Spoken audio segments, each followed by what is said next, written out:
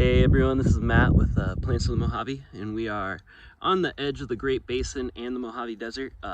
Back up that way is the Great Basin, over that way is the Mojave. Where we are right now, I'm not really sure because I'm not seeing Joshua trees, but I'm also not seeing Artemisia tridentata. Artemisia tridentata is going to be the main plant that you find in the Great Basin deserts. Don't see it here, so we're probably in the Mojave. Let's check out this one right here. Come on, buddy, let's go.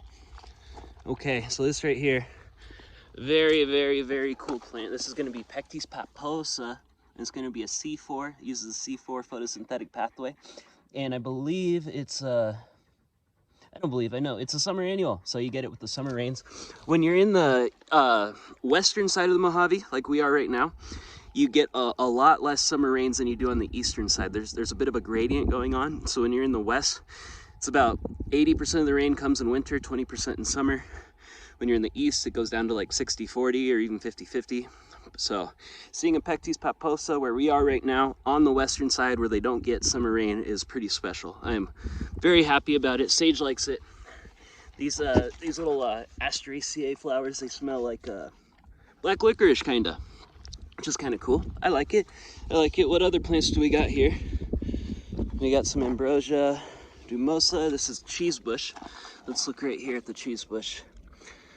So it's another ambrosia. I can't remember the specific name, but it's got yeah, it has terpenes in it that kind of smell like cheese, so that's fun. That's something going on. Then we got doesn't really have the flowers anymore, but this is Eriogonum fasciculatum, California buckwheat, Eastern Mojave buckwheat. Got a few names. This one right here is an Encelia, most likely. I'm not sure which Encelia. Up here, probably Farinosa, maybe another type. And then these things right here could be an Encelia. It kind of looks like maybe an Ectaginaceae, but we do have lots of these Euphorbia sand mats. You got to get up real close, and they have very interesting fruits. Petals, everything about this whole genus is very interesting and unusual compared to a lot of other plants. A lot of our mat-forming euphorbias like this right here are going to be C4 plants also, just like the Pectes. Yeah. And yeah, let's get up on one of these rocks and do a quick history lesson.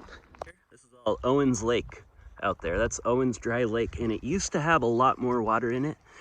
It also used to be drier a few decades ago. But basically what happened is the William Mulholland and Fred Eaton, two of the founders of Los Angeles, basically decided to purchase a whole bunch of land a little further up north of the valley, gather up the water rights, and transfer that water down to the city of Los Angeles. So when they did that, it ended up drying up this lake right here and creating the worst air quality in North America. That's right, the city of Los Angeles created the worst air quality in North America right up here. It's moved down to another area, Mono Lake. Yeah, now it's Mono Lake is the worst air quality in North America. That's about a couple hundred miles north of here. But stolen water gone down to Los Angeles. This used to be a really incredible place for the indigenous people that lived here. Very verdant, green, lots of great stuff. Lots of water, lots of food. Just really a great place to live, but because the city of Los Angeles exists now, it's definitely not as good a place as it was. All right, now we're at the creek and we got a nice wild rose going. Rosa something, I'm not sure, but they are edible and all those good things. And then we got some willows right here. Some sort of willow. Willows are going to be excellent bugs, or excellent plants for the bugs. They host lots and lots of caterpillars. Very important plant for all our birds that rely on the caterpillars to feed their young. So very good. Okay, it's a real interesting one that I like a lot. Eriogonum inflatum. Real pretty little flowers in the buckwheat family, Polygoniaceae.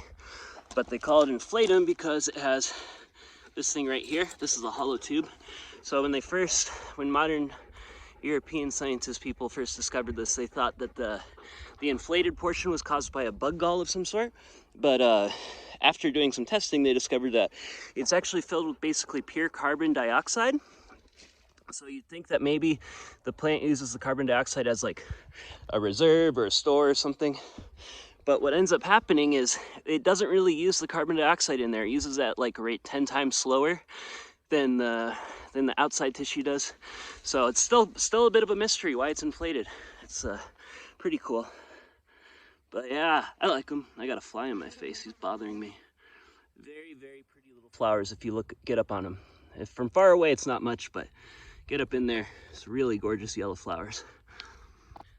Okay, so this right here is kind of how I know we're in the Mojave Desert. There's no Artemisia tridentata, and there is creosote.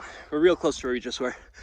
But I happily found the creosote, so that's great. This right here, gonna be a creosote gall midge, one of many, many types. This is basically like a cocoon for a midge fly. The midge flies themselves look nearly identical in their adult stage, so the way that scientists differentiate them is by the galls that they produce. So this is one right here. These little dots, these little slash marks right here, little black things, those are also galls of a different species, but probably same genus of gall midge. Very cool. Here's a creosote fruit. Nice and fluffy. Very nice, very nice. And the creosote smell amazing. You definitely don't want to eat it or anything. I think it's super poisonous for you, but when it rains out here, the entire desert, if there's a lot of creosote around, the entire desert smells like this plant, and it's very nice in my opinion. I like it a lot. But we're gonna go down to Owens Lake now and check out some of the cool plants growing there. They got a lot of rain, so I'm quite excited to see what we can find.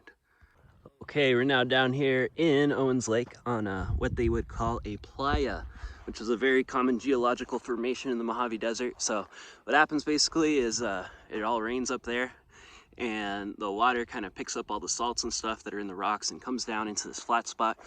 And because it's so dry out here, what happens is the water evaporates and it leaves all the salts behind. And all those salts left in the soil create an entirely different plant community. And they're generally called halophytes, which means they are salt-tolerating plants. Most of the soil is very salty, so kind of interesting. Playas are good, so let's look at some of the plants. So right here, we got a Cleomella obtusifolia, aka the Mojave stinkweed. Let's see, does it smell? Let's see. Yeah, it does kind of smell. It's got like a little bit of a rubbery smell to it. It's very nice. If you look real close at the flowers, they're gonna look a lot like bladder pod flowers, Paratoma arboreae, and that's also in Cleomaceae. So it could be that the bladder pod seed landed in a playa once and evolved the halophytic abilities to turn into the Cleomella obtusifolia. Is possible. Got to do a lot more work to know for sure, but yeah, halophytes are great. The thing with the salt is it makes it very difficult for plants to take up water. So a lot of the halophytes, or a lot of the adaptations for salt, are also going to work as adaptations for drought. It's kind of interesting. It's one of the atriplexes right here. These are going to be the fruits of the atriplex. So it's in the Amaranthaceae or Chenopodiaceae family. Very common halophytes in the desert are going to be in that family, Amaranthaceae, Chenopodiaceae. They're the same family, kinda. I can't remember what the real difference is between the two, but they're good. They take up some of the salt into their leaves right here to make it a little bit easier. And let's see what else we got. We got some Distalis something. So it's probably a salt grass right here. It's not blooming, but that's okay. So Distalis. One of the things, so like I said before, when the LA County stole all the water and turned this into a playa from a lake, one of the things that happened was it created the worst air quality in North America. So one of the things they do to prevent that, to lower the dust storms that come from draining a previously full lake, is they planted this Distalis spicata all over the place. And what it does, it'll slow down the wind speed right here down near the surface, and then the roots are going to hold the sand together. And it has made it so that this area is no longer the worst air pollution in the United States. It's now been taken over by Mono Lake, and Mono Lake, a few hundred miles to the north, that now has the worst air pollution. I think I'm gonna call it today from the Mojave. Say goodbye with our good friend Cleomella obtusifolia, and thanks for watching. Hope you learned something. Bye bye.